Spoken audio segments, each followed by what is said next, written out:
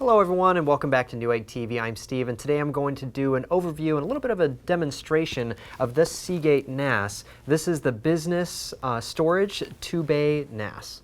So here's the front of the box itself, and as I mentioned before, it is a 2-bay NAS. The whole point of this is to let you guys know that you could essentially create your own private cloud at your house and store all of your files that you need to readily access between each device, including your iPhones, your tablets, your Android devices. So let me just turn it sideways here to show you a little bit more about the box here. First things first, this particular NAS, it does have an Ethernet cable inside as well as the power supply cable you're going to have. I'll show you those things in just a moment. On the DVD-ROM, you're going to get a little bit of software. One, to the Black Armor Discovery software, which you'll need to actually find the NAS on your particular network using a router at your house. System requirements, of course, you're going to have your local area network set up, also your internet connection if you want to be able to get updates and web access for this particular device. Wired or wireless router, as I mentioned before, 10100 or 1000 Ethernet port. The DVD-ROM for installation of software, you could actually download it directly from the website. I think it's like 1.8 gigabytes. Then if you had a Macintosh, you're going to have Mac OS 10 and or later, I should say 10.5.8 or later, as well as the Safari browser 3.1 or later. PC, if you're on the network with it, you're going to need to have Pentium or equivalent processor, 1 gigahertz or higher, 512 megabytes of RAM or more, Microsoft Windows XP, Vista 7 or 8, Internet Explorer 7 or later, or Firefox 3 or later. Actually use Chrome, seems to work fine with that as well. Technical specs, these bays are SATA 2 or 3 hot swappable drives so that you can remove one at a time. Once you set up the array by putting in both drives and running it through the setup, remember you can't remove both of them at the same time because it will do a lot of damage. Then it does have one USM slot that is the universal storage module. I'll show that in a moment. It's basically just a bay at the top to slide in a 2.5-inch bay drive to slide your SSD or maybe just a smaller laptop hard drive into the slot and basically use it for backing up or transferring files.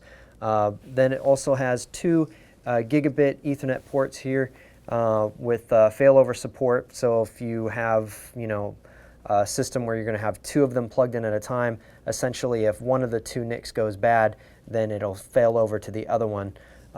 Has support for CIFS, AFP, NFS, FTP, WebDAV, HTTP, NS, Bonjour, and Microsoft Rally, iSCSI, all formats that it will read and utilize inside. Multiple volume management, RAID 0 or 1 or SPANET, as well as iSCSI target support, and the ability to make a little wiki server inside. Now I'm going to actually open it up and show you a little bit more about this device. So here's what we have inside the box. Start off first with some of the documentation. Here's the quick start guide, which you can kind of flip open and show you. It does have a little bit of information on how to install it, kind of walking you through everything. Get some of that glare out of there. And then of course we do have the Seagate installation CD that you'll need for discovery of the device itself.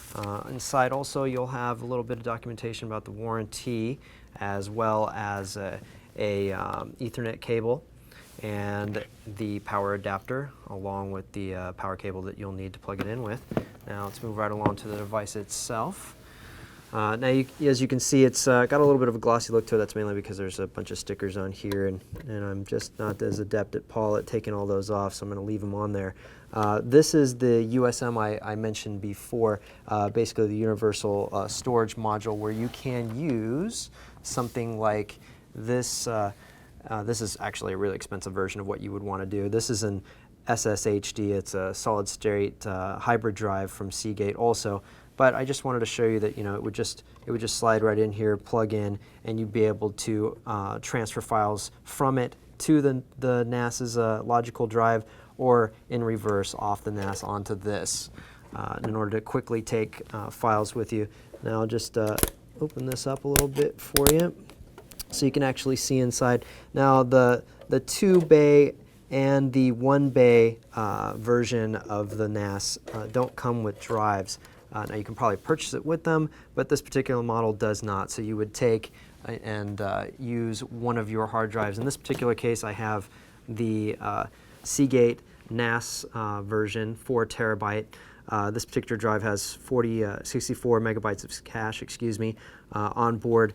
Now you would use something like this if you had a small business and you just want to have a lot more reliability and a little bit more protection for your data. If not, you could just use another drive of your choosing, as long as it wasn't an on 24/7 type installation. You wouldn't have to worry about it, but most NAS applications for businesses need to be on 24/7, and these types of drives are perfect for it. If you look in the description below, you'll have a link seeing the actual video I did earlier on the NAS hard drive, so you can make a more informed selection when you decide to purchase a hard drive. So you would take this particular drive and you would pop it into the cage itself, and then you would slide it back inside this device. And you can follow along with everything else inside the actual quick start guide, but I'm just assuming that you guys can do all that on your own. Now I'll flip back around to, actually let me show you, there's 2 more things down at the bottom I almost forgot. One is the USB 3.0 port here. You can use this for printer sharing, as well as quickly and easily transferring files from a USB hard drive or a flash drive. Also next to that, you have your backup button, which you can select to allow this NAS to back itself up from another device or to another device, Also, you could use this device to back up your PC or your Mac, actually, which I'll go into a little bit later. Of course, you have the indicator lights here. One looks like for the hard drive storage, read and write, the other one for the power. Of course, the power switch next to that. Let me go ahead and spin this around a little bit. Of course, you do have a little bit of ventilation here on the side. I'll keep moving to the back. Here's one of the fans, CPU inside here, along with the RAM as well. It's pretty much a standalone computer doing all the sharing for you. Here's the 2 Ethernet cable or Ethernet connections in the back here, both gigabit ports, so you'll be backwards compatible to 100 or 10 megabit connections, depending on the router and the network that you have running. Here's the reset button. You'll need this if you ever end up forgetting your password and you need to re-enable the admin name and admin password login. Very helpful if you end up having something happen. Of course, the AC plug here to provide power for the device, as well as another one of the USB 3.0 ports here on the back. So here I've already installed the NAS itself, and what I've done is already set up the array, and I've already installed the software on the system so that we can now go ahead and try to discover the NAS itself.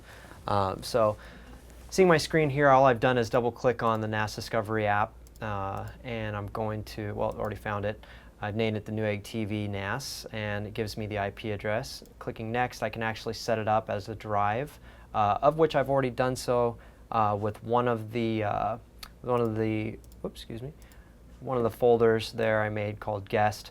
So guest is now a Z drive on this particular hard drive, a network drive. I've installed a couple folders and tried to access them now just to show you how quickly it's going to run, pretty much like a hard drive in the essence of how small these files are.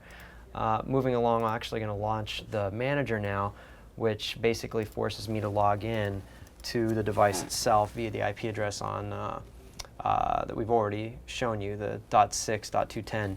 So it's still the standard password, which is admin, and I'm logging in to show you a little bit about the dashboard now and what the device looks like once you log into it. Let me just maximize this real quick. Shows me I still pretty much have all the space available, although it will show you file types. I think because I have in other folders some other things that I've already installed to it, like I've recorded some video from my media center at home, as well as used iTunes to install or copy over some CDs that I ripped. So I'll start out here looking at the home. You have, of course, the dashboard. You can go through the getting started kind of configuration that walks you through everything. Then going down the list here, I have the system, where I can show you the status. It'll show you the device name, as well as the serial number, firmware version. You can update it from here. date, temperature inside the device, the fact that we have two of the LAN NICs here, one of them connected, one of them I have not connected, and I did install it as RAID 0 instead of mirroring, just for the sake of having a little bit more performance. But ideally, if you were going to do this as a small business or data integrity or protection was your number one, you would not use RAID 0. You get a little bit more performance, but this is only a 2-bay drive, so you're really only getting to RAID 2 of these drives together. RAID 1, on the other hand, is going to give you mirroring, where it will exactly copy what's on one drive to the other, so that if there's anything wrong and one of the drives fails, you can just pop open this drive, and because they're hop swappable, you'll pop open the bay and then remove whichever drive is failing. Moving along, we also have the general setup, where you can decide how you want to be able to access this from the web, whether you're using secure HTTP or normal, whatever time server you're using, so on and so forth. Under the advanced settings, you can actually set up a specific SSL certificate, but this is the one that it's already pre-generated. Some diagnostics where you can check the health of the drives themselves and run separate tests on them. Moving along here, I also have the power settings. Now, if you had a UPS, you could actually plug that into one of the USB ports and have it interconnect with it and monitor it, letting it know when you've lost power or not. It adds a little more protection from power outages and surges. Already mentioned firmware updates, but this is actually where that link would have taken you, and you can schedule when you'd like to do them, as well as manually updating them. It also gives you the MD5 file, which is nice because then it's going to double check and make sure that particular image is the proper size and there's no corruption in the file. You can change your password here for your admin. You can also set up email notifications. Also, you can use the recycle bin manager. In other words, set it up like a Windows drive would do it and give you a recycle bin, so if you delete something accidentally, you could always go back to it. Also, it lets you know what the fan speeds are, board and CPU temperatures, ability to shut down or reboot here. Now, under the network, you're going to see a little bit more information. You're going to see the LAN IP address, the fact that you can select either LAN 1 or LAN 2, or you can set up aggregation where you can do the round robin or fail, or the ability to fail into the second LAN as opposed to picking one or the other. A little bit more redundancy, a little bit more important, like I said, if you had a business where everything needs to work all the time, and if one of those NICs fail, then you know you have a fail-safe backup that it'll just jump right into. And you can set up what type of network mode you want it to be in, and DHCP or static IP address. Then moving right along here, we have the IP filters, where you can set up a specific IP address you want to allow or deny access to this particular drive. Although you wouldn't even have to really do that if you didn't want to, because you can set up different users with access to particular folders, either with or without access to everybody, or just themselves, or just a small group if you wanted to set them up. Web services here, a lot more information here. Going to kind of graze over this. You could also set up different services for UPnP, port forwarding, as well as the NFS services and Apple File Protocol, WebDAV. Moving along, we also have the work group, and that's where you would be able to share this folder, or excuse me, share this device with other devices on your network under a particular work group name. Dynamic DNS. Really good if you want to be able to access this device from outside your network, from the internet, using your phone or another computer remotely connecting into it. You would just set up with DYDNS or with noip.com a login, and then the subdomain that you want to set it up for, and you have to go to those websites to see a little bit more about that. But the bottom line is you'd be able to go to a particular website, and that would link right back to the external IP address for your particular network. Like I mentioned before, you can also use this device to share a printer with everyone on your wireless network at home. You can set this up to do that, and that's where you would do it. Now, moving along to the different storage section here that we have, talking about the different hard drives that are currently installed in it, as well as their status, whether or not everything's okay. And of course, we have the RAID itself and the ability to add volumes as well as edit them. Shared folders, this is where you would add a shared folder, and different types of file protocols you would set up for them: CIFS, FTP, NFS, AFP, WebDAV, having the recycle bin or not, as well as media services or encrypting it. Now there's a couple different folders I've already set up here, but that's where you would do it. USB share device, since there's no USB device connected to it, there's nothing that's going to be shared. Moving along, you can also set up a quota, so you can monitor what files have been used, how often, by which user, so on and so forth. Nice if you have a business or if you have kids at the house that are on when they shouldn't be. You definitely see activity at times they shouldn't be on. Download manager here, it's going to manage when large web downloads take place to prevent the NAS from being overloaded. And then we already mentioned the recycle bin. Here's where you'd actually specify the size of the recycling bin, as well as the name of the volume. Also, you can have a little bit of virtualization options here. You can hook it up as a iSCSI, or with an iSCSI, I should say. And moving along to the next section, we have for protection. So in this particular case, the protect status of jobs and backing them up. Time Machine is something that a Macintosh would use, and that comes standard with them. If you have a Mac, well, I shouldn't say standard. If it's compatible with Time Machine, if your Mac is compatible with Time Machine, then you could, in fact, use this particular device to back it up. Here's where you would set up all the settings for that, as well as doing a backup from this NAS to another one, or from using the NAS with the USM in the front, that is the Universal Storage module I showed you before, or transferring files from a USB device. Maybe you have it left connected so that you want to be able to back things up on the go. Maybe all of your music that you're using on here, which, by the way, you could set up, because it is DLNA compatible.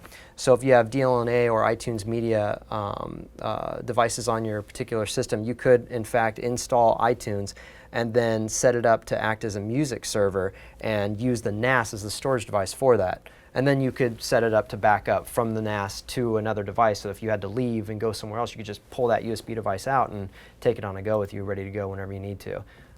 Then we have the backup client list itself. There's actually 5 licenses that are available for this particular device, and there are, I believe, 10 for the 4-bay device. Moving along, I'm going to show you the users and groups, and then we're just about done. I made just a few users here with access to certain group protocols. I'll just flip into groups real quick and show you. For instance, guest I set up as read-only, as well as the ability to create. So that would mean if you have someone that steps into your house and they're like, hey, I wanted to give you a couple files, great. They won't accidentally delete a bunch of stuff when they get connected to your logical drive here on the NAS. Shared folder permissions, you'd actually be changing the folder permissions per folder on who can share what with what. Then USB share permissions, same thing except for USB devices. Now global access is something a little bit different. You could basically set up the ability to connect to this device using Seagate's own software where they use, I believe it's Tapin, is the software, and it's apps that you could get for your iOS or Android devices for remote access and uploading files from mobile devices. That includes the iPhone, the iPad, Android phone, or tablets. We basically be able to access all the files on your NAS, including streaming music from your library when you're at home with your NAS, where it has obviously plenty of space for you. Moving along, we also have the ability to make a wiki server. This is probably less something you would do as a consumer, as a home user, I should say, as opposed to a small business user. Maybe you have a very technical business and you want to set up your own wiki without wanting to, or without knowing how to really do it. You could essentially set up a wiki server here and have the ability to create help topics for all of your employees on how to do whatever task they want to search for. Moving on, the last section here is media. You can set this up as a media server, allowing other devices to connect to it, and other, I should say, DLNA certified devices or computers running iTunes software could essentially connect. And this particular drop-down menu allows me to check, or have this device check anything between 5 minutes up to every day, check for new music, and then add it to the particular server. So another great use case scenario for this particular NAS would be to use your Xbox. And so of course a lot of home users out there would have an Xbox. And what you can do is essentially connect to the NAS itself because it has a media service built into it, as I've just shown you. And here's just a quick, this is basically how it would look if we were to use it. So go ahead and show you. I'll go up to where we go to the music, go to My Music Apps, and we're going to the System Music Player, and there you can see the NAS is showing up right here. That's the AnyTV Seagate NAS that I have set up. So I have some songs that I've already downloaded. It's separating here by albums, artists, or songs. So I'll just play something really quickly. So remember, this is playing through the network right now, streaming to the device directly from the NAS, and you get some different visualizations here I can flip through. This is just all part of the Xbox's system player. So go ahead and flip to the next song. Or I'll just stay on the same one since I've only selected one song instead of going to a playlist. Go to another song. All right. So then I just want to show you guys real quick. If you want to pan over to the right. This is actually all the files themselves right here. I've separated them in two different shares. I'll go over to what I call shared stuff. Oops, close this. And you can see I have some pictures here.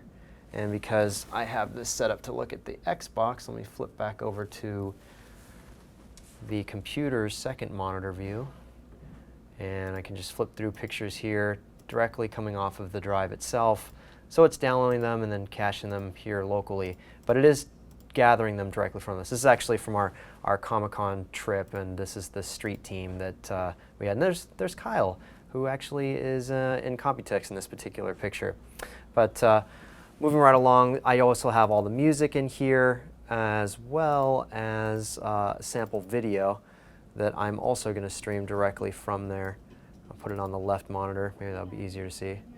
Joanne showing off one of our Roswell Universal Monitor Swivel Arm, which is just such an awkward way to name something. But moving right along, that is how you would use this particular device with an Xbox. Okay guys, that wraps up this overview and demonstration of Seagate's Business Storage 2-bay NAS. Remember, there is a 1-bay version and a 4-bay version. Down below in the description, there'll be a link for the 4-bay version. If you liked what you saw today, click the like button. If you haven't already done so, click subscribe, and we'll see you guys soon.